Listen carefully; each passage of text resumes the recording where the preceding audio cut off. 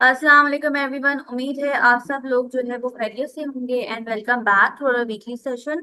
नाज़रीन, in sessions का basically मकसद ये होता है ताकि हम आप लोगों को स्टॉक मार्केट के हवाले से जो है वो अप टू डेट रख सकें। इसके साथ साथ नाज़रीन अपने फ्रेंड्स को, रिलेटिव्स को, अपने सर्कल में जो भी मौजूद है सबको जो है वीडियो ज़रूर शेयर किया करें ताकि वो लोग भी स्टॉक मार्केट में काम कर सकें, अपने फ्यूचर को सिक्योर कर सकें। और इसके साथ साथ नाज़रीन चैनल को लाइक भी जरूर किएगा, सब्सक्राइब भी जरूर किएगा ताकि आप लोग जो है हमारे आगे आने वाली वीडियोस से नोटिफाई रहें। नाजरीन, आज हमने बेसिकली सेशन में मोहम्मद अकबर अली को जो है अकबर अली को इनवाइट किया है। He is chief internal audit. National energy transport and corporation में बेसिकली ग्रीन फाइनेंस पे काम करता हूँ। हम्म। अच्छा सर, अपने हवाले से जो है वो थोड़ा सा इंट्रोडक्शन अगर आप हमारे नाजरीन को देना चाहें। जी अस्सलाम वालेकुम। मेरा नाम मोहम्मद अकबर अली। मैं इस्लामाबाद बेस्ड हूँ। मैं लास्ट 22 ईयर से काम कर रहा हूँ। फाइनेंशियल प्रैक्टिशनर हूँ। बाय प्रोफेशन चार्टर्ड अकाउंटेंट हूँ। मैंने यूके से एसीसीए किया और लम्स किया, मास्टर लम्स से कम्युनिकेशन में मास्टर किया मैंने। और लास्ट 20 ईयर से मैं डिफरेंट ऑर्गेनाइजेशन के साथ फाइनेंशियल पोर्टफोलियो में काम कर रहा हूँ। करंटली मैं the national energy transport corporation, basically ये एक इदारा है जो कि ग्रीन फाइनेंस पे काम करता है, इन्वायरमेंटल कंट्रोल के ऊपर। उसकी कुछ प्रोजेक्ट्स हैं सोलर के साथ और ईवी बसेस के साथ। मैं उसके साथ काम करता हूँ और उसके पोर्टफोलियो को देखता हूँ। जी। सर, जी मैम। मैं जो है आपसे आज के मार्केट के हवाले से जो है हम लोग डिस्कस करेंगे। जैसे हमारा यूजुअल सेशन जो होता है वो डेली मार्केट के हवाले से होता है। तो आज की मार्केट का आप सबसे पहले ओवरव्यू दे दें। जी, अगर आप अभी की मार्केट देखें, जो कि करंटली जो लास्ट 10 डेज 15 देखें तो बड़ी सस्टेन चल रही थी, उसकी हाइप अच्छी थी मार्केट के अंदर। एक अच्छा सिम्टम्स, एक अच्छे उसके अंदर सिम्टम्स अच्छे थे कि मार्केट जो है वो वैसी तरफ जा रही है। बस आपने देखा कि लास्ट जो 2 और 3 डेज पाकिस्तान में गुजरे हैं, काफी ज्यादा फ्लड के हवाले से, तो उसका जो मार्केट इम्पैक्ट है और वो कुछ ज्यादा अच्छा नहीं है। जो एक बुल ट्रेंड था वो बिल्कुल ही डाउन स्ट्रीम पे चला गया। अगर मैं आपको ओवरऑल क्रक्स में थोड़ा सा बताने की कोशिश करूं, या मैं आपको थोड़ा कंक्लूजन बताऊं कि लास्ट जो 6 मंथ्स हमारे रहे, मतलब मार्केट उस लिहाज से अच्छी रही, बिजनेस ट्रेल के लिहाज से अच्छी रही, लेकिन जो ज्यादा बिजनेस आपको दिखने में आया, जो ज्यादा चीजें अच्छी हैं, वो पावर्स के अंदर आपको ज्यादा अच्छा नजर आया है। इन सेंस ऑफ जो आपकी कमोडिटी थी जैसे शुगर हो गया, ये इंडस्ट्रीज इतने बेहतर परफॉर्म नहीं कर पाए, कुछ क्राइसिस और कुछ स्पेकुलेशंस की वजह से। बट अगर आप पावर सेक्टर्स में देखें तो उसमें आपको एक स्टेबिलिटी नजर आती है। उसकी प्राइसेस भी स्टेबल हैं। उसकी जो एक ट्रेंड है वो भी बड़ी विजिबल है। उसका एक ट्रेंड जो है वो मुसलसल फॉलो भी हो रहा है उसी तरीके से मार्केट के अंदर। तो जो इंडेक्सेस हमारे हैं वो ये शो कर रहे हैं, क्योंकि अगर आप देखें तो हमारी जो माइक्रो जो हमारे इकोनॉमिक के माइक्रो इंडिकेटर्स हैं वो बड़े पावरफुल हैं।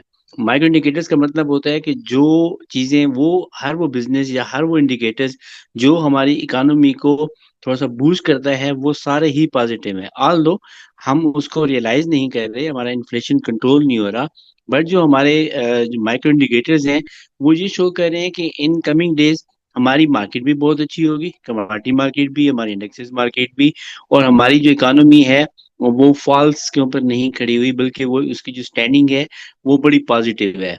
लाइक दैट आपने डॉलर को देखा कि वो एक बड़ा स्टेगनेंट 280 285 के दरमियान लास्ट 2.5 ईयर से उसकी ट्रेंड है वो स्टेबल है। इट मीन्स कि हमारी करेंसी जो है वो डिवैल्यू नहीं हो रही। हमारा जो इन्वेस्टर्स का एक ट्रेंड था, इन्वेस्टर्स का जो एक सेटिस्फेक्शन है, उसका जो एक रोल है, वो थोड़ा सा बूस्ट होता हुआ नजर आ रहा है। जी। अच्छा सर, जैसे कि आज हमने देखा कि एक पॉजिटिव एक रिकवरी थी मार्केट में जैसे कि आपने बताया, और कुछ रिजल्ट्स भी थे। और सीमेंट सेक्टर ने काफी जो है वो अच्छा परफॉर्म किया, ये भी जैसे कि आपने डिस्कस जी। किया। तो यही वजह है सीमेंट सेक्टर की कि फ्लड्स आ रहे हैं, काफी कंस्ट्रक्शन हो रही है हर जगह, तो तभी फ्लड सीमेंट सेक्टर में परफॉर्मेंस अच्छी है। जी, जो मेरा एनालिसिस था उसके दो रीजंस हैं। एक तो आपकी जो सीमेंट है उसके कंस्ट्रक्शन में भी रोल है, प्लस जो है सीमेंट है वो इम्पोर्ट भी कर रहे हैं।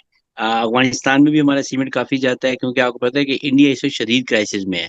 अगर आप इंडिया की स्टॉक एक्सचेंज को जाके देखें तो इस वक्त वहाँ बिल्कुल ही एक क्राइसिस चल रहा है। उनको बिल्कुल भी समझ नहीं आ रही कि उनकी जो एक मार्केट है वो कहाँ जाके स्टेबल करेगी। आइदर वो मार्केट के अंदर इन्वेस्ट करना भी चाहेंगे, नहीं करना चाहेंगे, वो परफॉर्म भी कर पाएंगे, नहीं कर पाएंगे। उसका जो पॉजिटिव इम्पैक्ट है वो हमारी मार्केट के ऊपर जरूर नजर आता है। अगर आप कमिंग डेज में देखेंगे तो बांग्लादेश, पाकिस्तान, चाइना, ये ऐसी मार्केट है जहां से अब यूरोप का जो एक ट्रेंड मेकर है वो हमसे बिजनेस करना चाहेगा। क्योंकि हमारे पास टैरिफ के या जो आपको पता है ट्रम्प ने जिस तरह से भी किया है इंडिया के साथ, तो उसके एक बहुत पॉजिटिव रिजल्ट्स हमारी स्टॉक एक्सचेंज के ऊपर नजर आ रहे हैं। लास्ट 1 मंथ से अगर आप देखें, मैं आपको उसका डेटा भी शेयर कर सकता हूँ, क्योंकि मैंने अभी रिसर्च में याहू बिजनेस से पूरा डेटा उठाया लास्ट 5 ईयर्स का। तो आप हैरान रह जाएंगे कि आपकी जो एक लास्ट 1 मंथ की जो स्टॉक इंडेक्स है वो बिल्कुल ही डिफरेंट ट्रेंड में शो कर रही है। कि हमारा सीमेंट हो, हमारा राइस का इंपोर्ट हो, इवन के हमारी जितनी भी इंपोर्ट्स हैं, कॉटन है, आप लास्ट ईयर देखें तो हमारी कॉटन इंपोर्ट इतनी नहीं थी, बट हमारी अभी कॉटन एक्सपोर्ट बहुत अच्छी है। इट मीन्स कि हम बिजनेस में अपना वो कुशन, वो फीलिंग करने जा रहे हैं जो पिछले इंडिया की वजह से जो हमें एक गैप नजर आता था कि जी उनकी प्राइसेस कम होती हैं, हमारी कास्ट एनर्जी क्राइसिस है, हमारी जो चीज़ है महंगी है, हमारे यहाँ लेबर महंगा है, हमारे यहाँ कास्टिंग ज्यादा है। तो वो जो फीलिंग है वो अब हमें यहाँ पे इसकी इम्पैक्ट नजर आती है। हम्म। सही। बिल्कुल। अच्छा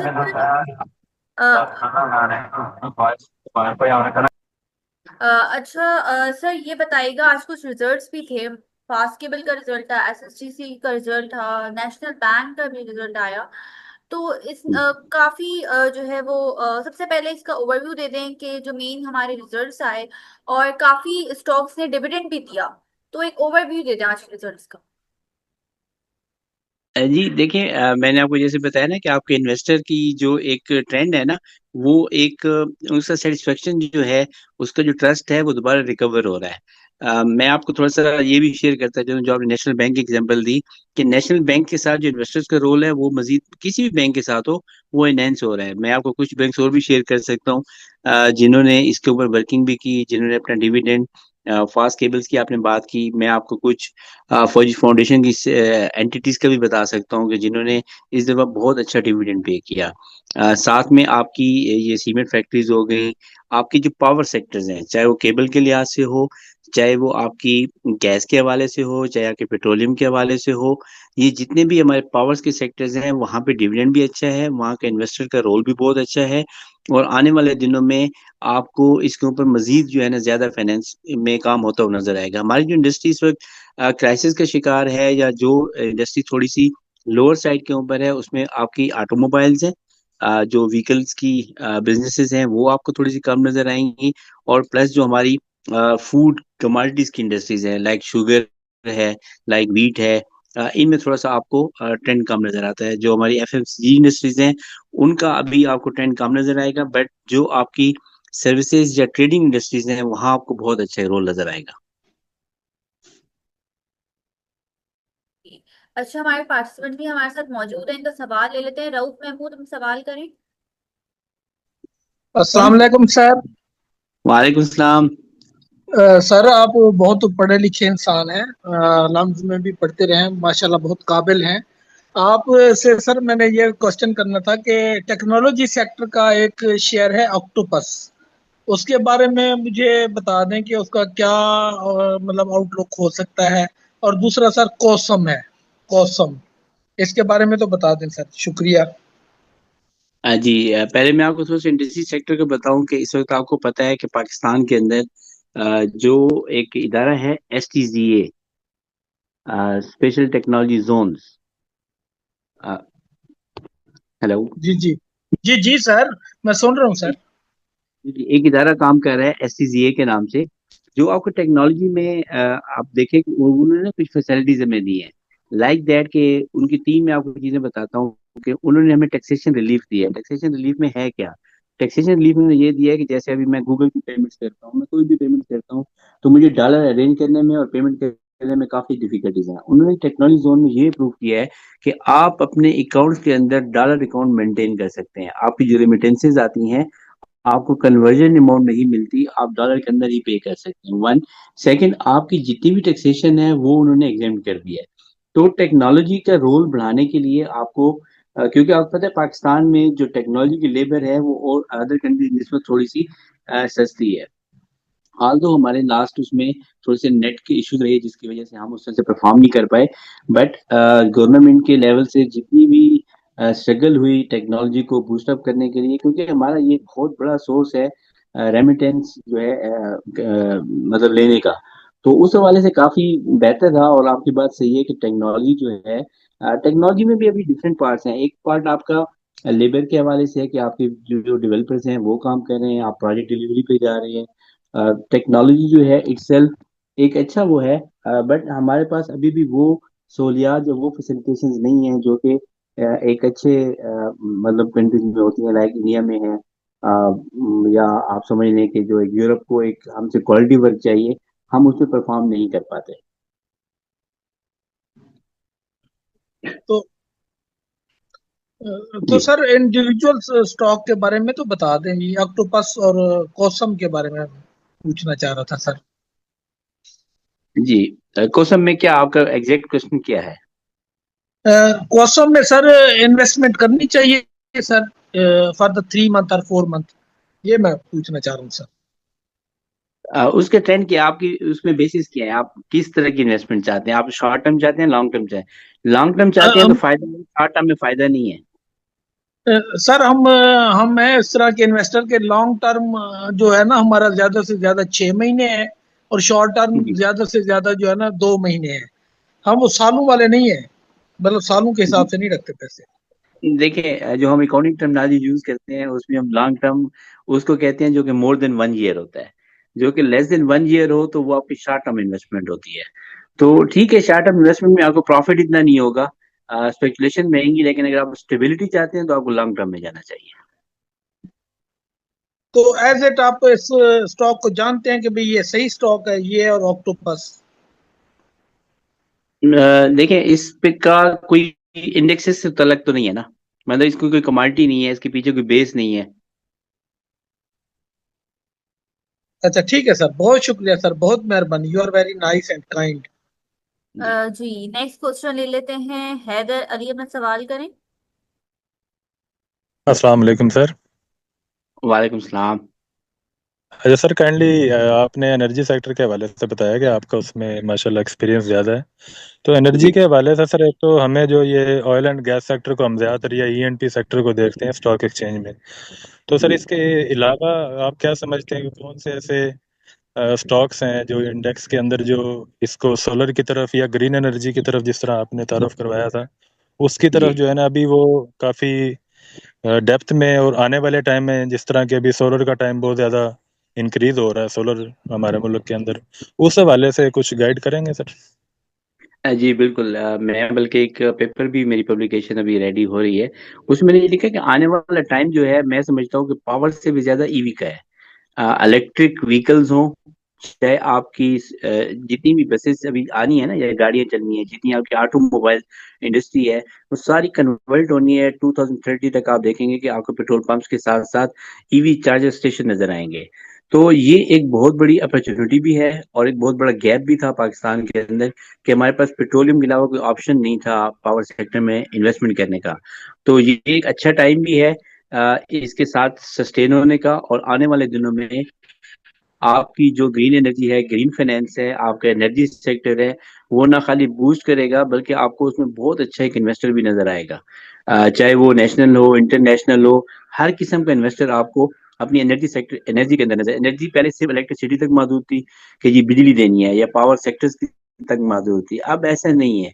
अब एनर्जी सेक्टर के साथ आपके डिफरेंट जो स्टेक्स हैं वो अलाइन है, लाइक दैट आपकी बसेस भी आ गई, आपके चार्जिंग स्टेशन भी आ गए, और सोलर जो है आने वाले दिनों में उनकी मजीद जो है आपकी खपत जो है वो ज्यादा बढ़ेगी, क्योंकि बिजली महंगी है और इतनी सस्टेन भी नहीं है। तो सोलर का जो पार्ट है जो आप अगर छोटे शहरों में भी देखें तो अभी भी बता रहे हैं कि तकरीबन आपका 31% जो है बिजली की कंजम्पशन डे टाइम में सोलर ने कैप्चर किया है, जो न खाली हमारी लोड शेडिंग में कमी करती है बल्कि वो एक इकोनॉमिकल सोर्स भी है हमारा। तो आने वाले दिनों में एनर्जी सेक्टर बहुत अच्छा सेक्टर है फॉर इन्वेस्टमेंट। सर काइंडली इसमें कोई मुझे इसका स्टॉक्स के हवाले से बता सकते हैं कि कौन से स्टॉक्स ऐसे हैं जो इंडेक्स के अंदर ट्रेड हो रहे हैं और उनका सोलर के अंदर जो है ना एक वो जी जी। इन्वॉल्वमेंट है। जी सर।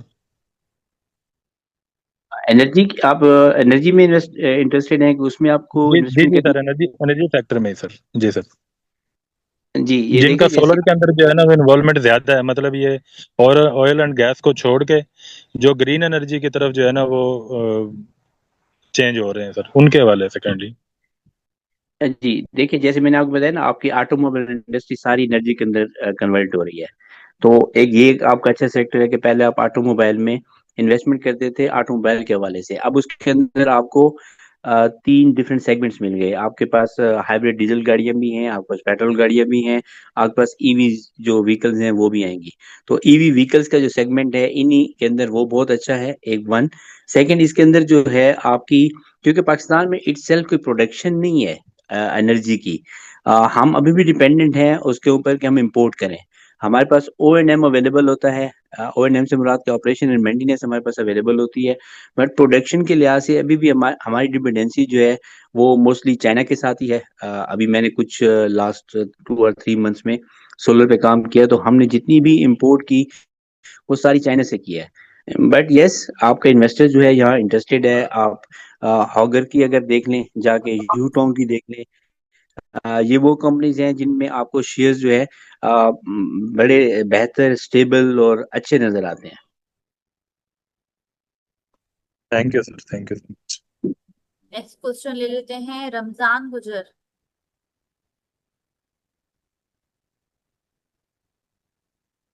जी अस्सलाम वालेकुम मैम। अस्सलाम वालेकुम सर।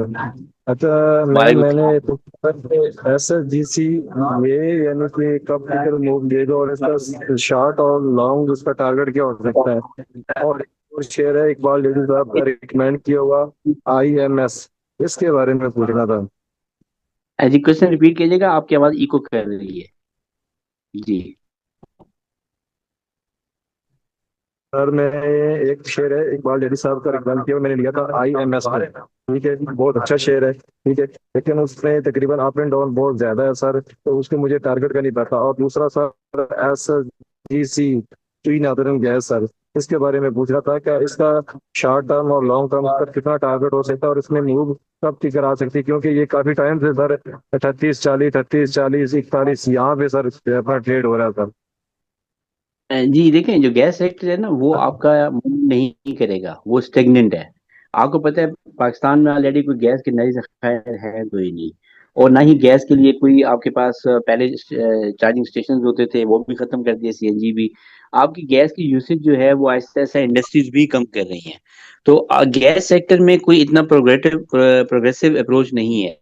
आपकी जो सोर्स है उसके अंदर वो यही है कि एनर्जी में आपके पास सोलर का ऑप्शन होता है। अगर वो उस पर कन्वर्जन करते हैं, गैस के उसमें तो कोई हमारी मूवमेंट है ही नहीं।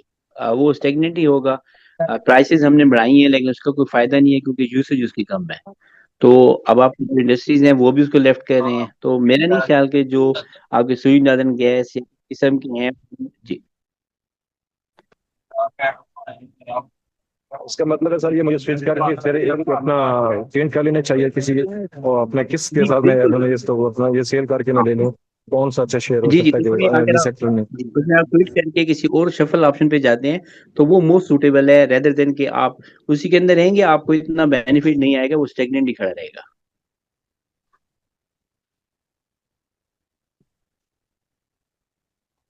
जी नेक्स्ट क्वेश्चन सलमान अपना सवाल करें। अस्सलाम वालेकुम। मेरा वालेकुम एक सलाम सर। सवाल है कि अगर किसी ने 1 या 2 साल के लिए लॉन्ग इन्वेस्टमेंट करनी हो एनर्जी सेक्टर में, जैसे ऑयल जी एंड गैस, तो क्या उसको जी। डिप के लिए वेट करना चाहिए? डिप होगी या नहीं होगी, ये जरा पूछना है। नहीं देखें, ऑयल एंड गैस में डिप नहीं होगी, वो सस्टेन रहेगा। लेकिन अगर लॉन्ग टर्म इन्वेस्टमेंट आपने करनी है ना, तो आप हाँ। सीमेंट में करें और आप ग्रीन फाइनेंस में करें, सोलर में ग्रीन। करें।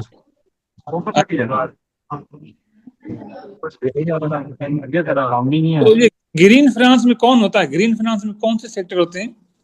ये जो ग्रीन एनर्जी आपकी, जी जी, आपकी जो ऑटोमोबाइल्स हैं जो ईवीज पे काम कर रही हैं, जो इलेक्ट्रिक व्हीकल्स बना रहे हैं, इलेक्ट्रिक ट्रक बना रहे हैं, Azure आपकी, जी आवाज आ रही है? हाँ जी, गो अहेड प्लीज। जी जी, जो ग्रीन फाइनेंस पे काम करते हैं ना, ग्रीन फाइनेंस का मैंने जैसे आपको बताया कि जो आपकी ऑटोमोबाइल्स हैं, अब वो इंडस्ट्री जो है शिफ्ट हो रही है ऑटोमेटिकली आपकी इलेक्ट्रिक के ऊपर। मतलब बिजली वाली जो है आपकी जो व्हीकल्स हैं वो आना शुरू हो जाएंगी, इवन कि अब ट्रक आना शुरू हो गए हैं। आपकी जो शाजोर, ये छोटी बसेज, कारें चलती हैं, ये सारी की सारी मूव हो जानी है आपके इलेक्ट्रिक के ऊपर। जाहिर बात है, इसका इन्वेस्टर कौन है? इसका इन्वेस्टर ऑटोमोबाइल्स इंडस्ट्रीज हैं जो गाड़ियां बनाएंगी। तो वो एक सेफ, सिक्योर और लॉन्ग टर्म में बहुत अच्छी इन्वेस्टमेंट है, रेदर देन ये जितनी भी आप गैस में देख लें या कमोडिटीज में देख लें, उनसे ये जो आने वाले दिनों में है, इसकी जो इन्वेस्टमेंट है बहुत बेहतर है। बल्कि पावर सेक्टर भी आपकी इंडस्ट्री को तो सपोर्ट करेगा, लेकिन आपके ऑपरेशंस का सपोर्ट नहीं करेगा। ऑपरेशन से मुराद आपकी जो लॉजिस्टिक्स है वो सारी कन्वर्ट हो जाएगी नेक्स्ट 10 ईयर्स में। उसके अंदर रेवोल्यूशन होगा, एक 10 ईयर्स के अंदर ये सारी की सारी आपकी इलेक्ट्रिक पे शिफ्ट हो जानी है। सारी व्हीकल्स बैटरीज पे आ जाएंगी। आपका बैटरी का बिजनेस अच्छा है, मैन्युफैक्चरिंग जो बैटरी ऑटोमोबाइल्स की जो स्पेयर पार्ट्स हैं उसके अंदर आपका बिजनेस बहुत अच्छा है। तो आने वाले दिनों में ये मतलब आपकी जो मार्केट है इस पे डोमिनेंसी रहेगी। बहुत शुक्रिया, thank you. Last question, Yeah. Tariq Aziz अपना सवाल करें। अस्सलाम वालेकुम सर। वालेकुम सलाम। सर जी, क्वेश्चन मेरा ये है कि जैसा कि आज सीमेंट सेक्टर ने परफॉर्म किया है और ये खबरें आज चल पड़ी कि जी डैम्स बनेंगे, पहले फ्लड तो आ जाए, फ्लड आया नहीं है और आने से पहले ही हमने डैम्स और ये बातें करना शुरू कर दी। तो सर ये मेरा सवाल ये है कि अव्वल तो डैम्स के खबर के हवाले से अगर सीमेंट बढ़ा है तो डैम्स बनाने के तो पैसे हमारे पास है ही नहीं, हम वैसे ही आईएमएफ के कर्ज तले दबे हुए हैं। तो ये ज़रा बताएं कि इस मामले में ये सीमेंट की जो तेज़ी है ये जेन्युइन है या मसनूई है, इस ये सवाल है मेरा। जी देखें, एक स्टॉक के हवाले से एक कोट होती है, गुड न्यूज बिग शॉट, एक आपने सुना होगा। बेसिकली सीमेंट इंडस्ट्री में जो एक गुड न्यूज के हवाले से आया कि लोगों ने उसमें स्पेकुलेट शुरू करना शुरू किया कि शायद बहुत अच्छा हम बिजनेस करेंगे। आपको पता है कि 2020 के बाद पाकिस्तान में कंस्ट्रक्शन डिक्लाइन हो रही है। आपकी प्रॉपर्टी क्योंकि महंगी है, पहले लोग हाई राइज बिल्डिंग बना रहे थे, कंस्ट्रक्शन बहुत ज्यादा थी, और लोगों के मतलब जैसे इन्होंने आया कहा कि जी जैसे फ्लड में बहुत ज्यादा डैमेजेस हुए, लोगों के घर डैमेज हुए, चीजें हुई। बट डिपेंड ये करता है कि आइदर हमारे पास सर्वाइवल में कोई पेनीज हैं भी सही जो हम इन्वेस्ट करेंगे, क्योंकि लोगों के घरों पे तो कोई इन्वेस्टर नहीं आएगा। इन्वेस्टर तो आपका वहां पे आता है जहां उसको अच्छा आरओआई नजर आता है, रिटर्न ऑन इन्वेस्टमेंट नजर आती है। डैम्स के लिए पैसे तो बहुत दूर की बात है, हमें तो अपना इंफ्रास्ट्रक्चर पूरा करने के लिए भी पैसे नहीं है। तो ये बेसिकली एक बबल है जो क्रिएट किया गया है सीमेंट के लिए। आने वाले दिनों में आपकी कंस्ट्रक्शन के हवाले से और आपकी जो उसके अंदर चाहे स्टील लगता हो, चाहे आपकी कंक्रीट लगती हो, चाहे आपकी सीमेंट लगती हो, उसके हवाले से कोई, मुझे नहीं लगता कि कोई ऐसी रेवोल्यूशन आएगी जिसकी वजह से मार्केट बहुत अच्छी होगी। यस, आपकी जो चीजें हैं वो एज रूटीन तो चलेंगी, लेकिन मुझे लगता है कि आने वाले दिनों में आपकी कंस्ट्रक्शन इंडस्ट्री मजीद डिक्लाइन होगी, क्योंकि उसकी प्राइसेस बहुत हाई हैं। और इस फ्लड के आने के बाद आपकी इकानमी तो बहुत पीछे चली गई। आपकी जो अजनास थी, आपकी जो वेजिटेबल्स थी, उनकी इंपोर्ट भी खत्म हो गई, क्योंकि जो जितना लॉस हुआ है इस दफा, राइस का लॉस हुआ है, वीट का भी जो लॉस हुआ है, यानी कि शुगर केन का जो लॉस हुआ है, अभी नवंबर में उसकी काश्त होनी थी। तो आपकी तो पूरी की पूरी जो पंजाब साइड के ऊपर राइस एक अच्छा एक्सपोर्ट होता है, वो है ही नहीं। तो मुझे नहीं लगता कि कंस्ट्रक्शन में कोई बूम आएगा जिससे सीमेंट इंडस्ट्री आगे जाएगी। तो ये एक बबल है।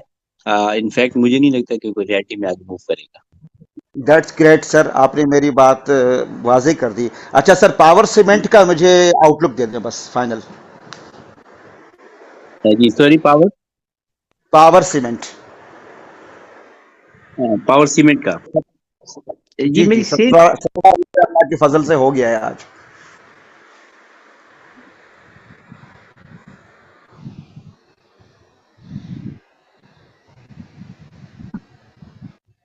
Are you hearing me sir? Yes yes.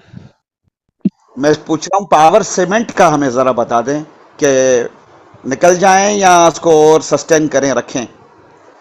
Sir ये मिलता है ना 17 से ऊपर जाते हैं तो निकाल दें।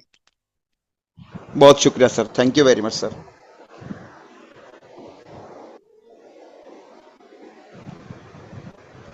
अच्छा, लास्ट क्वेश्चन सर ले लेते हैं। अब्दुल गफूर अपना सवाल करें जल्दी से। अस्सलाम वालेकुम सर। वालेकुम सलाम। आगा आगा स्टील के हवाले से थोड़ा गाइड करेंगे प्लीज कि इसका क्या फ्यूचर है? किसके सर, रिपीट कीजिएगा क्वेश्चन।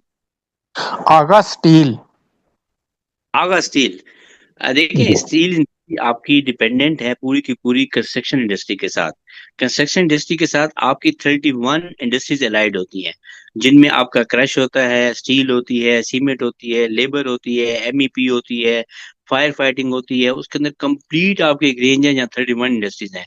अनफॉर्चुनेटली इस वक्त पाकिस्तान में कंस्ट्रक्शन क्राइसिस है। आपकी लेबर फ्री है, उसकी रीजन ये है कोई कंस्ट्रक्शन नहीं हो रही। कंस्ट्रक्शन कॉस्ट जो है बहुत हाई है, आपका बायर मार्केट में बिल्कुल नहीं है। हाई राइज बिल्डिंग, या आप समझिए कि जो प्रेफर करता है कि यार रेंट पे दुकान मिल जाए, लेकिन उसकी कैपेसिटी नहीं है कि वो 2-2.5 करोड़ रुपए की दुकान खरीदे। और कोई बिल्डर डेवलपर इस वक्त इस सेंस या मूड में नहीं है कि वो कोई हाई राइज बिल्डिंग बनाए।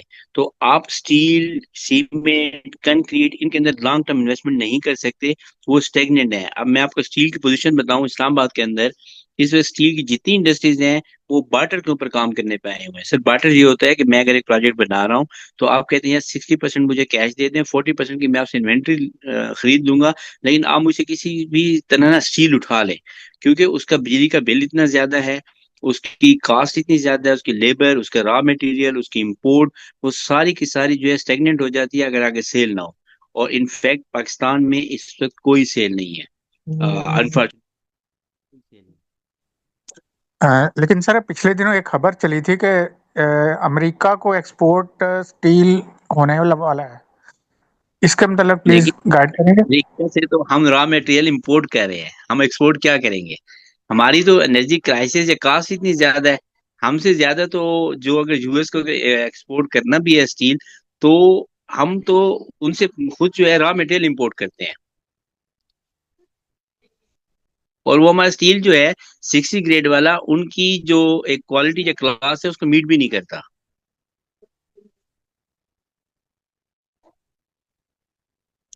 Okay, thank you. जी जी। अच्छा।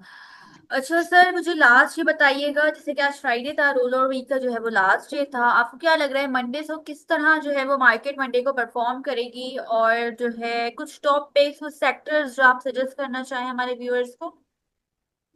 लेकिन जो आपके बैंकिंग सेक्टर से है वो थोड़ा सा परफॉर्म करेंगे, उसमें आप इन्वेस्टमेंट कर सकते हैं। आप एक शॉर्ट टर्म जो है अगर इन्वेस्टमेंट करना चाहें तो आप सीमेंट और इन इंडस्ट्रीज में कर सकते हैं, लॉन्ग टर्म में नहीं जा सकते। लॉन्ग टर्म में आपको करना है, आप ऑटोमोबाइल में जाएं, आप ग्रीन फाइनेंस में जाएं, वो आपको अच्छा परफॉर्मेंस देंगे।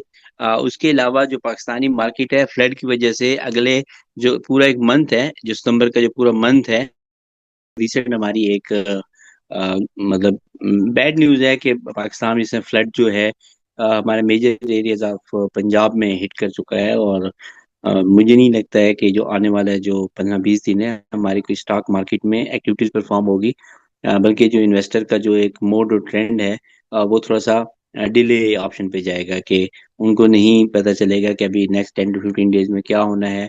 फ्लड की सिचुएशन भी अभी क्लियर होनी है। यस, आपकी जो मार्केट चलती रहेगी वो आपकी पावर सेक्टर है, वो आपकी पेट्रोलियम है, वो आपकी ऑटोमोबाइल्स हैं, आपकी मैन्युफैक्चरिंग है, उसको थोड़ा सा परफॉर्म करेगा। बाकी आपकी कोई इंडस्ट्री जो है इस वक्त नेक्स्ट मंथ में, स्पेशली जो हमारी क्रॉप्स के रिगार्डिंग है, क्रॉप में कॉटन हो गया आपका, वो आपकी डैमेज हो गई पंजाब में।